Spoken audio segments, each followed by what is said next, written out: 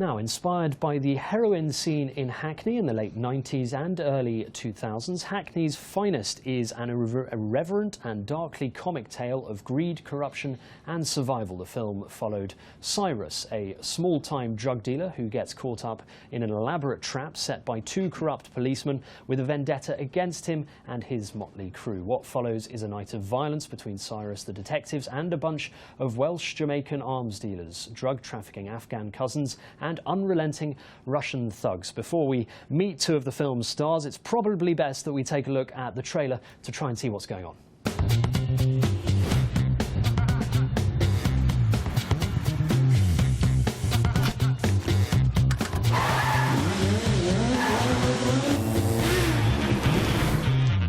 All right there, gents and lady, good morning to you. Let's burn some rubber and make some money.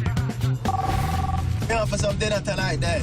We wanted 2 whole chickens. Oh, sweet, man. And Cyrus? You just tell that man that to get the tea on as soon as we get there.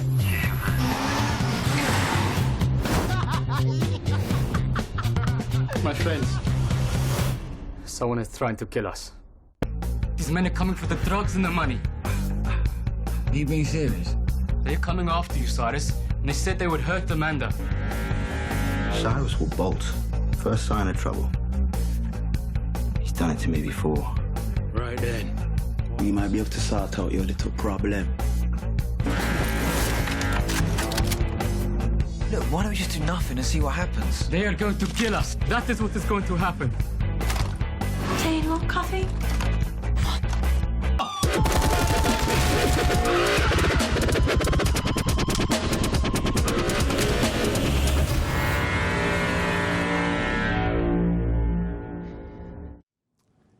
Well, I'm joined now in the studio by the actors Marlon G. Day, who plays B, a character described as one of the most dangerous arms dealers in the Welsh valleys. I could tell as soon as he walked in. And Enoch Frost, who plays Tony, B's long-term partner in crime. Guys, thanks for coming in. It's described as an irreverent tale of greed, corruption and the fight for survival, told with a wink and a knowing smile. And I can't pretend to be a gangster, but it looks like a lot of fun. Was it as fun to film as it seems to be to watch? Marlon, I'll let you go. Yeah, no, it was absolutely thrilling to film. Yeah, very enjoyable shoot, very long shoot. But yeah, it was great fun. We had a lot of fun playing with the guns, etc. So yeah, it was really good. And it obviously surrounds Hackney in the late 90s, early 2000s, and specifically the sort of heroin drug scene within Hackney. Just how important was it to make it as real as possible, and at what lengths did you go to sort of try and immerse yourself in what it was like at that time in Hackney? Well, the main thing was just to honour the script that was given to us or written by Thorin Seeks, who had lived much of the scenarios that you see in the film.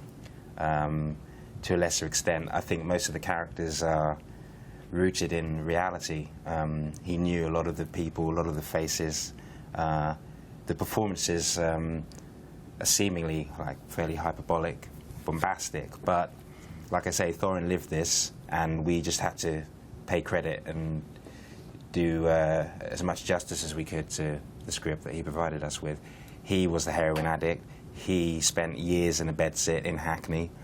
And yeah, like I say, he gave all the material was there. It was a question of the director, Chris Bouchard's talent and ability to bring it to the screen, and I think he did a pretty good job. It's amazing to think someone has lived that, isn't it? You couldn't really make it up unless you've been there and you've done it. Yeah. Marlon, it's a lot of drugs and guns and violence and probably sex, but it's also quite funny too, isn't it? How important is that for sort of a British London comedy to have that? Sorry, a British London film to have that element of comedy, even though even though it's quite dark comedy. Well, I think definitely it's important because as British people, we do have that humour, even if things are going wrong or going badly, we still have a smile on our faces.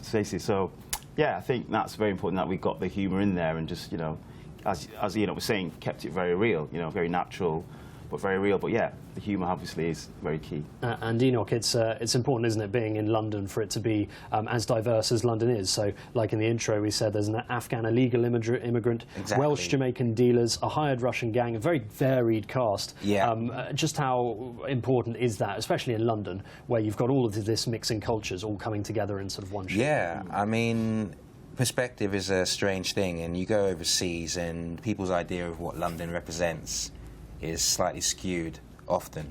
So I think this is a reality check for the it points at the multicultural nature of the city, the fact that a lot of us do get along with each other regardless of creed, colour, belief systems, and I just think it's an eye-opener, and I think the world will embrace it because of that. It just shows a different side, you know, much the same as Tarantino shows us a different side of America, you know.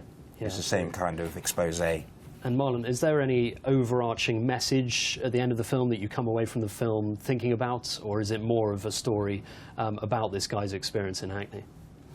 Yeah, I definitely think it's more about his life and his experience, as opposed to like we're trying to set a message out there, or warning, don't take drugs. Yeah. It's not, it's literally, we're not trying to say anything essentially. I don't think there's really a central message that everyone should follow. But yeah, I just think it's just a fun and thrilling film, and we're hoping people that will go and see it. It is out on the 3rd of April in cinemas, and DVD is on the 13th of April as well. So. How's your Welsh Valleys accent coming on?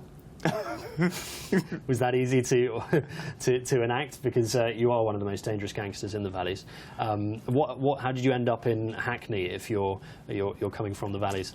Well, my character is Jamaican, but he come over to London. Come over to the Valleys, I should say, and he adopted the Welsh way of living, if you like.